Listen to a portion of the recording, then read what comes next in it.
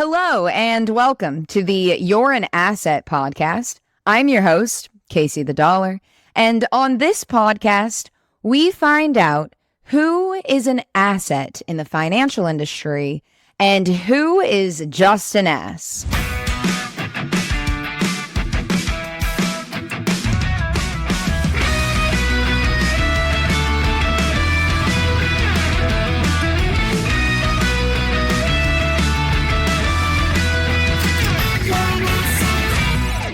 Oh my God, you guys. The episode today is going to blow your mind. This week's episode, there are too many asses to count.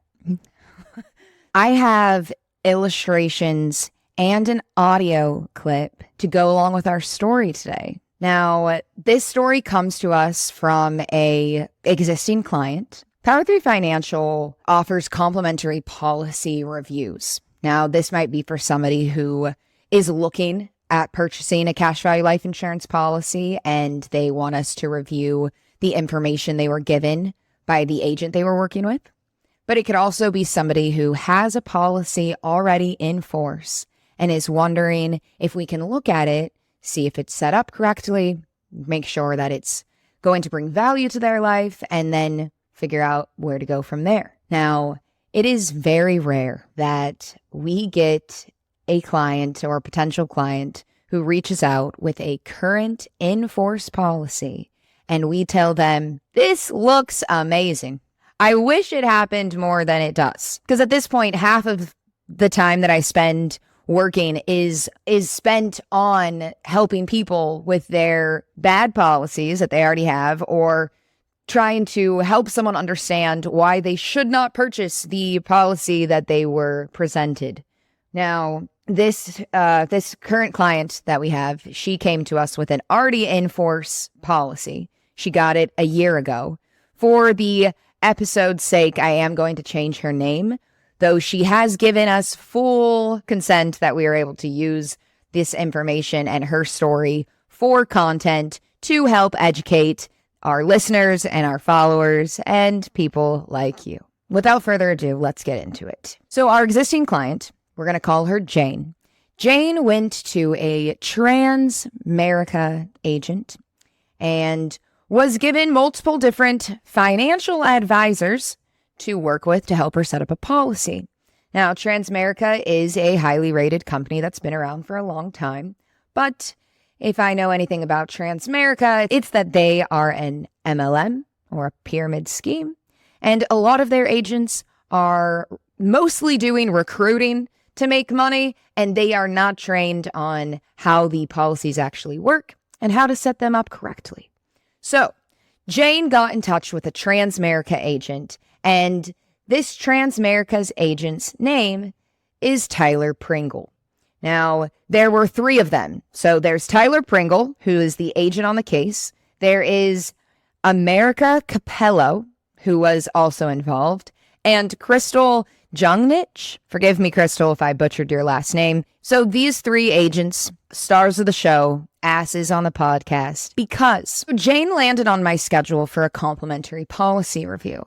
And I got on the phone with Jane. I asked her if she could send me a copy of her policy so that I could review it. And I see the name Transamerica. Doesn't immediately throw me off. It could be a good policy. So we check it out.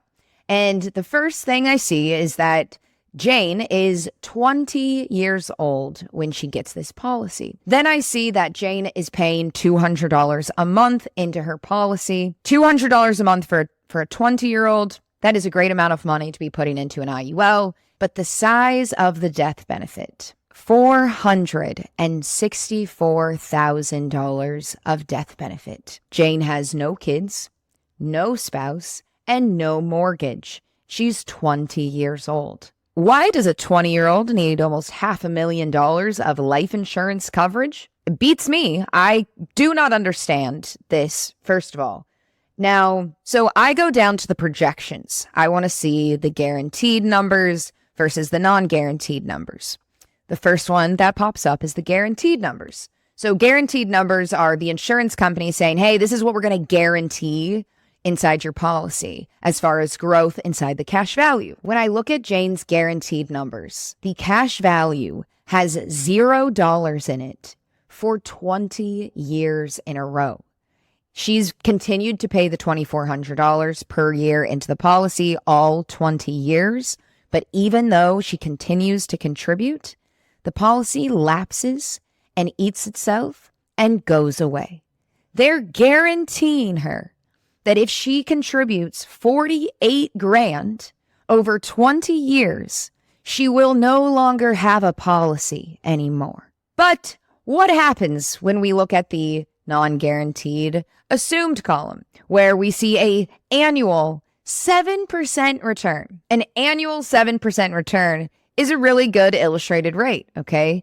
But in Jane's illustration, she keeps paying the $2,400 a year. And even with a 7% annual return, on year 10, she has $2,400 in her cash value. So again, 9 years of nothing.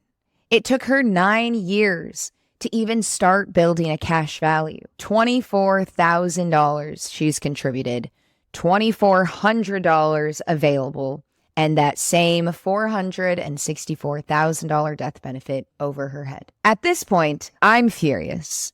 I cannot believe that someone would sell this person this policy. There is literally no value. She has no money to access. That is the whole point of these policies. They're called cash value life insurance policies. If you're an agent and you're not setting up an IUL to build a cash value for your client, what are you doing? Good job, Crystal, America, and Tyler. Your 20-year-old client who's trying to put money away for the future will have nothing to show for it in 20 years. What are you doing? So Jane then tells me that she has an audio clip from the agents talking to her about her policy and explaining the benefits of it. And I want to share that with you guys here. Not just because it's awful what they've done to Jane, but because this is what Power 3 Financial is up against. These are the kinds of agents that make us look bad. These are the kinds of agents that a couple episodes ago, I talked about financial advisors who are actually financial advisors and they work with traditional investment accounts. They hate us because of people like Crystal, America, and Tyler from Transamerica. And I absolutely understand why. Power 3 Financial prides ourselves on being as transparent and honest as possible and setting up our clients in a beneficial, valuable policy.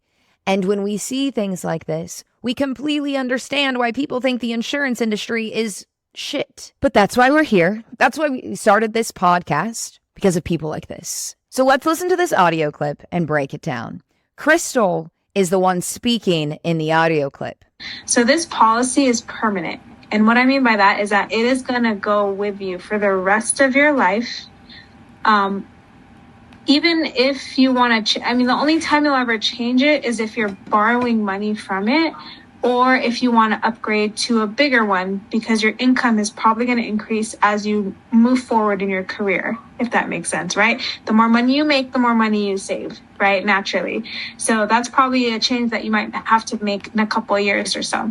Okay. So Crystal is currently telling Jane that this is a permanent policy, which that's true. That is correct. And that she won't ever change the policy unless she borrows from it or she wants to make it bigger. Well, there are something called guidelines within an IUL. They give you a max contribution amount and a minimum contribution amount.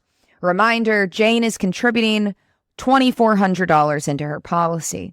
If we go back and look at the illustration of Jane's policy, the guidelines, the first one, the 7-pay, says that Jane is allowed to contribute a little bit more than $19,900 per year for the first 7 years of her current policy. So Crystal is sitting here explaining to Jane that she might want to make this policy bigger sometime in the future, even though Jane currently is allowed to contribute $17,000 more dollars into her policy. Really, Crystal? Do you have an extra 17 grand laying around that you want to throw at life insurance? Do you know other 20-year-olds that do? Have you seen our economy? Heard any? Do you watch that? No? Okay. Anyway, it pisses me off initially that Crystal is talking about contributing more into this policy because she did not educate Jane from the beginning that she can contribute a certain amount into her policy, which is a lot more than what she planned to contribute. If you're going to educate someone on how much they can fund their IUL, educate them transparently and upfront with the facts that tell them, hey, this is how much you can contribute. And if you ever need to contribute more than that, want to contribute more than that, then we can see about what your options are at that point.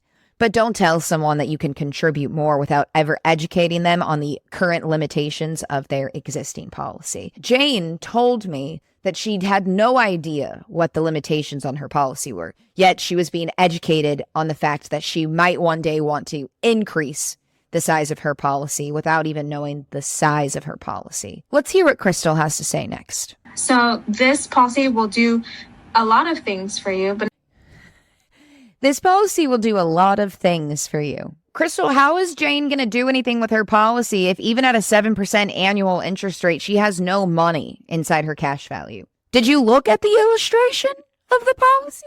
Do you know which one we're talking about here? Or are you just reading off a script? And we proceed. But number one, it'll help you accumulate tax-advantaged wealth. Tax-advantaged wealth. Crystal, what tax-advantaged wealth is Jane getting from her policy? 9 years of zeros. Where's the tax-advantaged wealth? I don't see any. The only way Jane gets any access to any of this tax-advantaged wealth is if she were to get extremely sick or she were to die and her family would get the wealth. There's no money for her to access. What are you talking about? You hear all these things about the news where it's like, Biden wants to raise taxes and inflation and blah, blah, blah, blah. So you want to think about this as like a savings account, but like on steroids.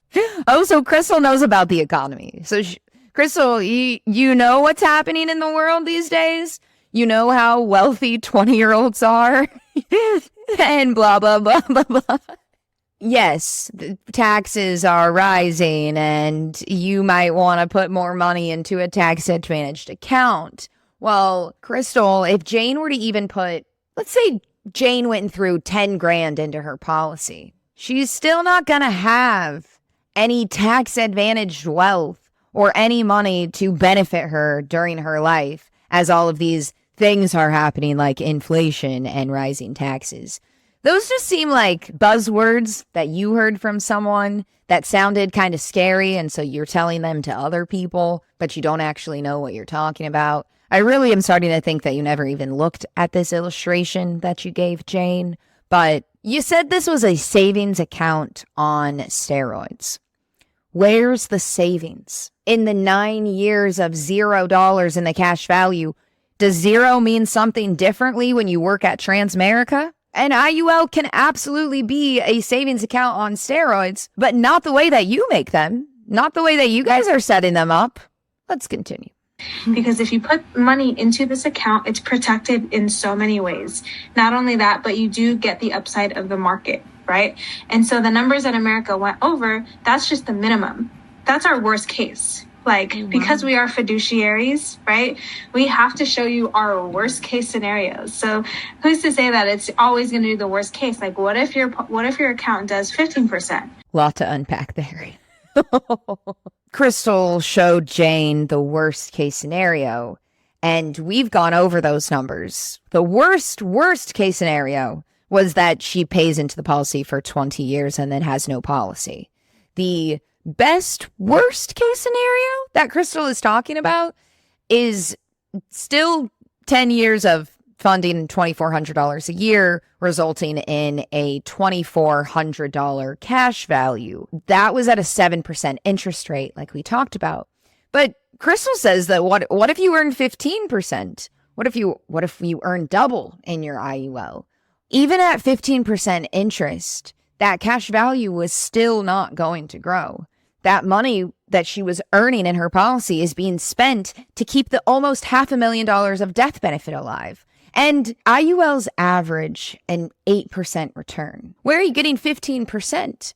On average, because a 7% return, the highest return that you showed, Jane, you're claiming that's your worst numbers. I only show them a 5.9% return. They all have money on year one, though. So, Crystal, I don't know what you're doing with your policies, but you're hurting people. And for you to throw out the fact that you're a fiduciary, if that's even a fact. But if Crystal and Tyler and America have only been in the industry for a couple years, and they're working for Transamerica and ultimately an MLM, it is very likely, in my opinion, that they just threw out the fiduciary title just to gain trust over a very innocent consumer. I am not a fiduciary, and I would never set up a policy for someone the way you set up Jane's policy. I don't know how you sleep at night. And if you are a fiduciary, if any of these people are fiduciaries, their titles should be stripped immediately. All right, Crystal, what else you got? It's going to grow at that indexed rate. So anytime that you have extra funds that you're not using, I would highly encourage just dumping it into this account. And what you can do is you can call the company and say, hey, I have an extra $600. I'd like to put it into my account, into my policy. And you can do that, right? Okay, Crystal, again, I'm not sure you've seen the illustration that you just sold Jane, because if she went and put $600 into her policy, it would literally go nowhere. You'd be throwing it into a black hole of nothing. If Jane put $600 into her policy even every year for 10 years, she still wouldn't have a cash value on year 9. She still wouldn't have any of this tax advantaged wealth that you were talking about in the beginning. So if you're going to educate someone on how to use their policy, make sure you first educated them on the actual policy's limitations, because this is just completely irrelevant and nonsense. The only way that Jane would benefit off of this policy is if she came up with an extra 10 to 15 grand per year and put it into this policy. $600 is going to do anything, Crystal. Diagnosed with some sort of chronic, critical, or terminal illness. Well, guess what? Your policy, if you scroll, what is the face amount on this? Yeah, America? what is the face amount, Crystal? I don't know. I don't know. So, Crystal just proved my point, you guys. She's never seen this policy before. She's never seen this policy. She doesn't know what the death benefit is. And America doesn't know either. How can 2 out of the 3 people that have worked on the policy for Jane and are on the phone, all 4 of them, Jane, Crystal, America, and Tyler, are all on the phone, and you heard them say, what is the death benefit? I don't know. I don't remember. Wow, the confidence, the trust that I would be not willing to give any of them. And continue. The face amount for this policy is $464,000. $464,000. So let's say, for example, something happens to you. This is not just something that if you pass away, the money goes to your family, even though that's great. That's great, right? If you need like money for a cancer treatment, which cancer treatment is really expensive, you can use from the $464,000 to pay for your treatments. So this policy is going to support your life. Crystal thinks that this policy brings Jane value because if she needed cancer treatment, it would give her some money to cover the expenses. Cancer treatment would be expensive. Now, the living benefits, the critical, chronic, and terminal illness rider don't just cover cancer treatment. They cover all kinds of critical and chronic illness and injuries, as well as terminal illnesses. Now, Jane told me, and she told me she told them as well, that, hey, the point of me getting it is so that I can build up a cash value to ultimately be able to help my older parents later on in life because they haven't been able to save money during their lifetime. So I wanted to do something nice to prepare for my future, but also to have a emergency savings for my parents in case they need help financially. And not that living benefits are not a beneficial thing to have. I see a lot of value in living benefits for every person. I wish everyone had living benefits. But I'm just making the point that Jane got this policy to build a cash value. She did not ask for $500,000 worth of living benefits in case she were to get sick or injured. Jane did not care about this. And most young people in general, they're not thinking about getting sick or injured. They're thinking about the next 10 years of their financial future. They're thinking about debt that they might take on. They're thinking about needing savings, or they're thinking about helping their family by saving money. None of Jane's priorities for purchasing this policy have been met or heard because she had 3 people supposedly looking out for her. And all they care about is giving her this sales pitch on why living benefits are beneficial and can bring her value in the worst case scenario situations. If we go and take a little snapshot of the illustration where Jane is earning 7% annual interest, when she's age 50, she will have contributed $72,000. The cash value at that point will have a total of $82,500. That's 30 years of funding that Jane did. She put away $72,000 just to earn 10 grand. And that is money that she's supposed to help her family with. That is how you set up her policy so that she can help her family. When her parents might be 80 years old at this point, you think that that money is going to help Jane be able to help her family? I don't think so, not for 1 second. All right, Crystal, what else you got? Okay. What's crazy is that there's so many things that we like these days. We like things, we like phones, we like cars, we like computers, we like stuff, right? But what is the number 2 things that people fail to protect and keep safe? We have car insurance, we have phone insurance, we have renter's insurance, we have home insurance. But what do we fail to protect? We fail to protect our lives and we fail to protect our money. And that's what you're doing here with this policy. You're protecting your life and your money. She's protecting her life, sure. She's not protecting her money. Her money is going nowhere. It's doing nothing. We've established that. But Crystal, I agree with you that we all like things. I like things. Ryan likes things. Ryan's listening to me make this. He likes things. But what things can Jane buy with her cash value in the next 10 years? She can't even get a brand new iPhone in 9 years with her cash value. What kind of things are we talking about? You can't buy things with $0, Crystal. And if, Crystal, you mean that Jane shouldn't buy things so that she can put money into her policy, what kind of things do you think Jane likes that she's buying that would help her fill up her policy to $19,000 for 7 years in a row? And even if she had extra money and she didn't buy things, like say she didn't go buy a new iPhone for $1,000 and she put that money into her policy, would she have money to buy more things? No, she wouldn't.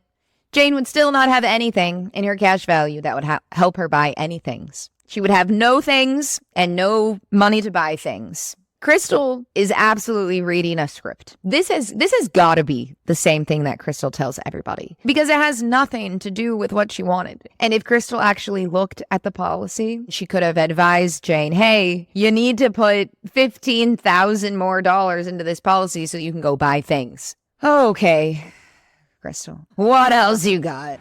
And so that's why I just want to really make sure you know what it is that you have. This is a beautiful thing that Tyler and America set up for you guys. And just hold on to it forever. Okay? But if the policy doesn't perform, and those worst case scenario projections come true, Jane will literally not be able to hold on to the policy.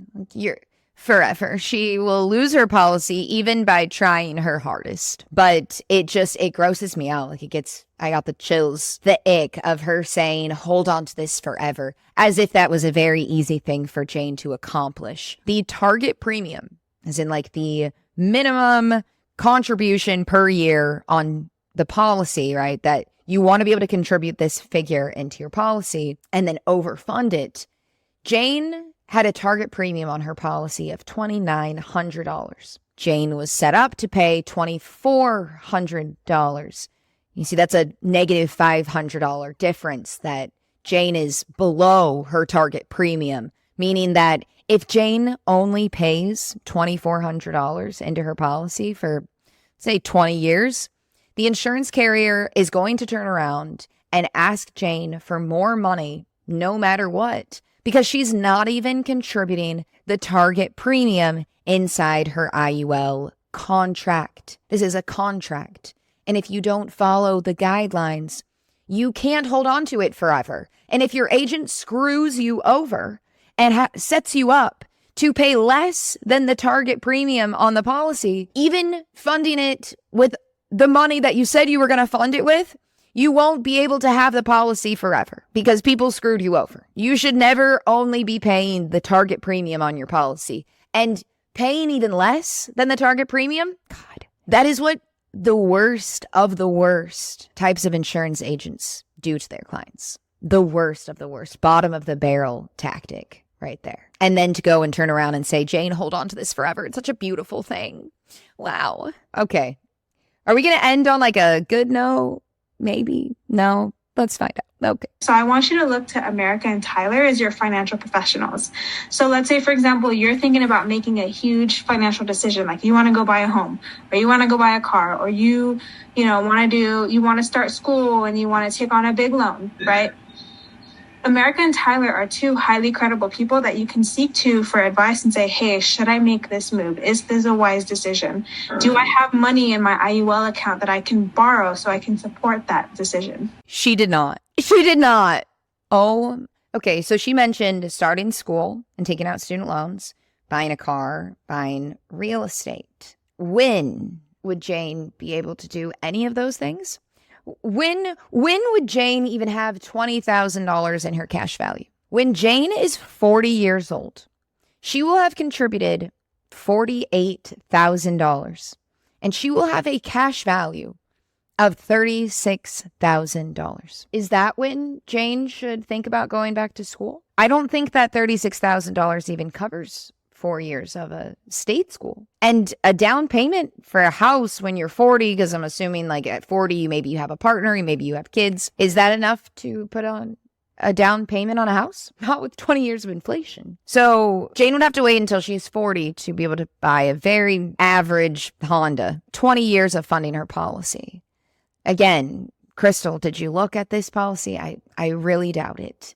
And then to say that, Jane, you can go talk to America and Tyler anytime. They're your financial professionals. They're here to help you make these big decisions. Well, guess what? Fun fact. Tyler Pringle and America Capello are no longer licensed in the industry. So they are no longer financial professionals for Jane to reach out to. Funny how that works. We couldn't even find an active license for Crystal. It seems like Crystal's only job these days is that she's an admin for a financial services company, and she just sets people up with appointments. It worries me that Crystal is giving financial advice at all when she does not have an active license. As far as we can tell, Crystal's license expired in January of 2022.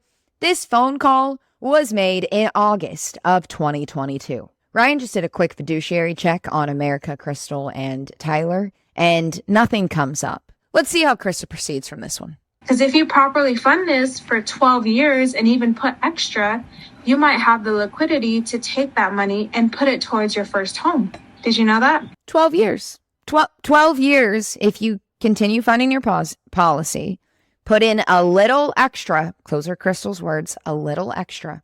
By year 12, you might have money to go and make one of those purchases. Let's go look at what year 12 said for Miss Jane at a 7% interest rate. On year 12, Jane will have $9,500. That might cover a semester. Probably not even.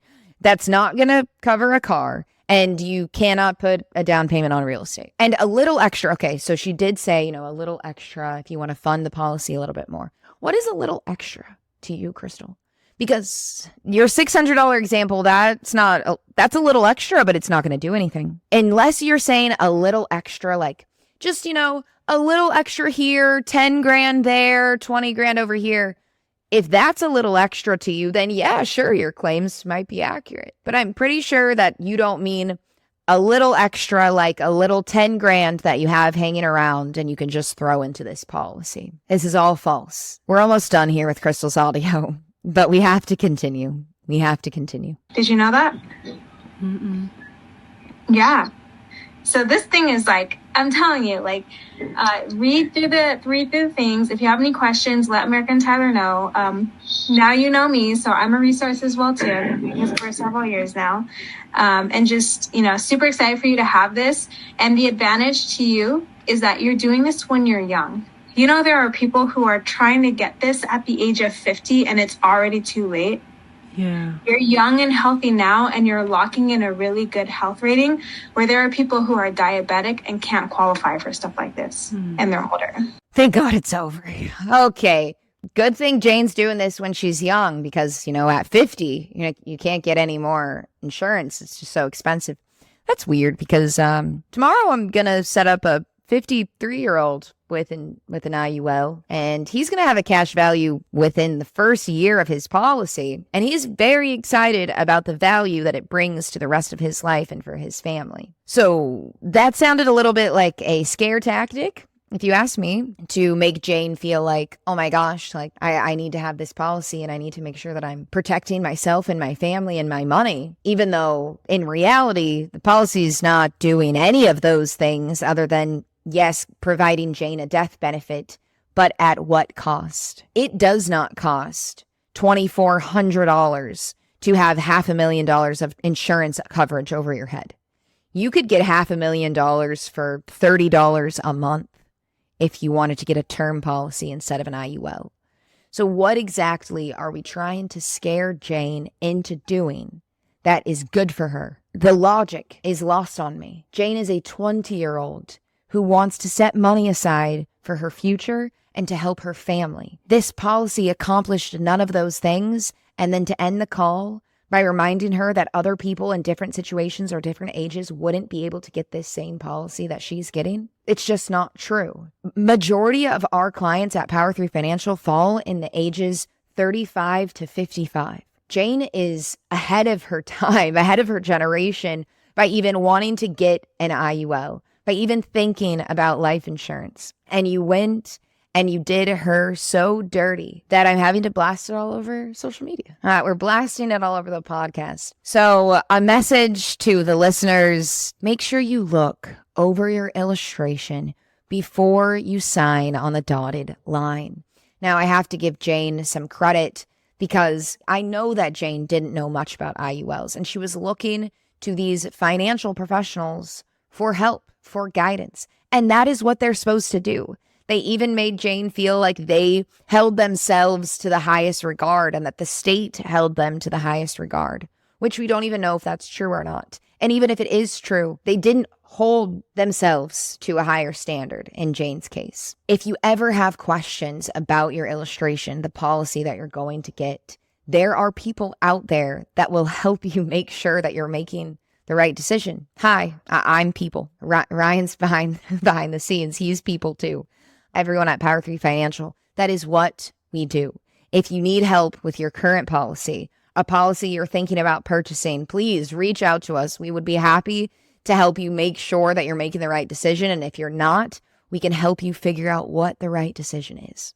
Now, as far as Jane goes, Jane is in the process of canceling this policy. She is working with Transamerica as we speak, and we will be setting her up with a brand new IUL from a different carrier where she still continues to pay $200 a month. But guess what the size of that death benefit's going to be? $50,000. And in 10 years, Jane will have contributed $24,000. And guess how much she'll have in her cash value? At least $24,000. Jane will have a minimum annual contribution of something less than $500, meaning that if life ever happens and she can't contribute her $2,400 for that year, all she has to do is contribute $500, and she's in good standing with her policy. Now, Jane is not going to get any of her money back from canceling her policy. She had it for a year. The insurance company held that death benefit over her head and promised to pay it out if anything happened to Jane.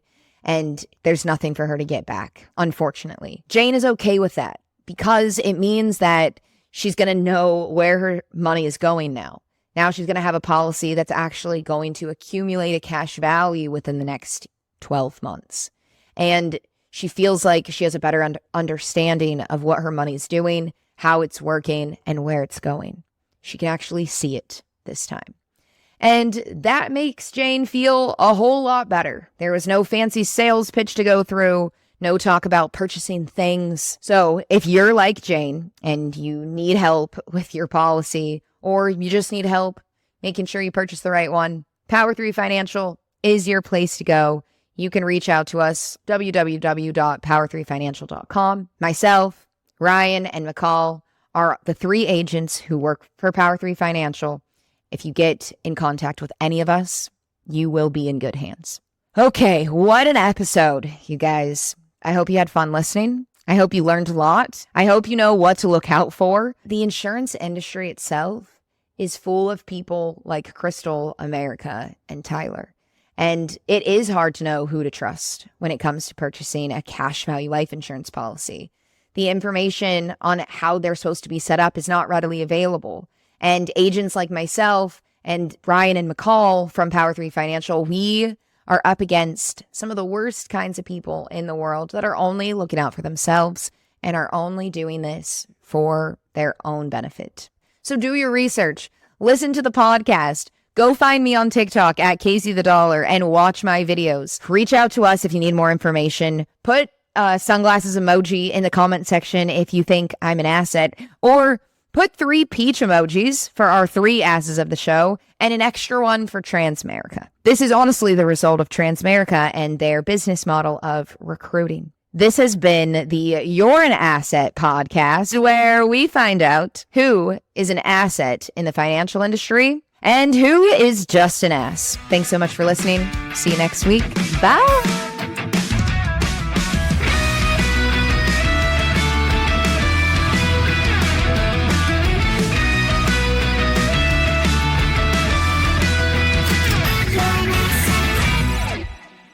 The You're an Asset podcast is not giving financial advice. We are not licensed financial advisors, and our licensing is strictly in insurance products. The information that we talk about is specific to the products that we work with. We cannot guarantee that other agents will have the same product features that we discuss on the show.